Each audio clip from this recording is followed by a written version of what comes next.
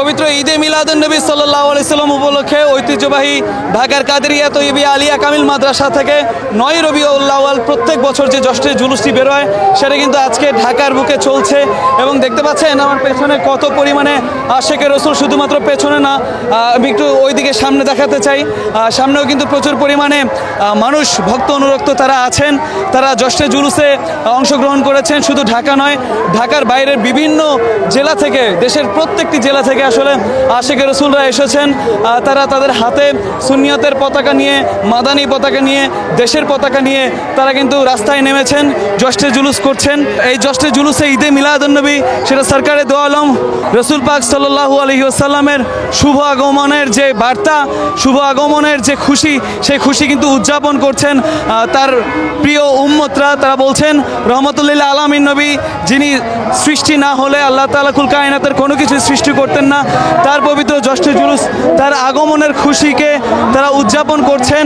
এবং আল্লাহ তাআলা রহমত স্বরূপ যাকে প্রেরণ করেছেন এই বিশ্ববাসীর কাছে, তাকে আসলে সালাম জানানোর জন্য, তার প্রতি শুকরিয়া আদায় করার জন্য, বা আল্লাহর রহমতের শুকরিয়া আদায় করার জন্য এই পবিত্র জশ্নে জুলুসে ঈদে মিলাদুন্নবী সাল্লাল্লাহু আলাইহি ওয়াসাল্লামের মধ্যে তারা অংশগ্রহণ করছেন।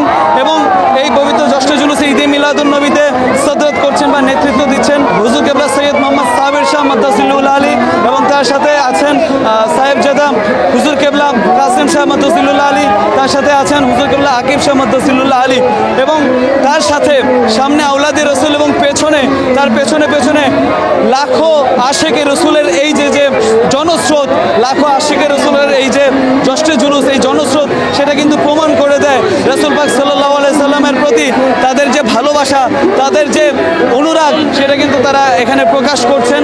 কোনো দাবি নিয়ে আজকের এই জশ্নে জুলুস বা আজকের এই রাস্তায় যে আনন্দ র্যালি, সেটা হচ্ছে না, সেটা হচ্ছে শুধুমাত্র কামলিওয়ালা নবী হযরত মুহাম্মদ মুস্তাফা সাল্লাল্লাহু আলাইহি সাল্লামের শুভ আগমনের খুশিতে।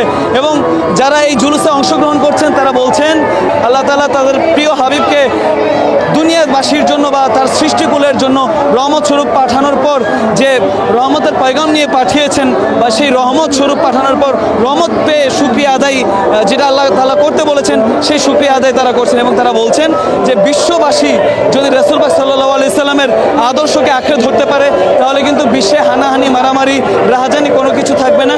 একটি শান্তি শৃঙ্খলার সুশৃঙ্খল পৃথিবী কিন্তু আসলে গড়ে উঠবে।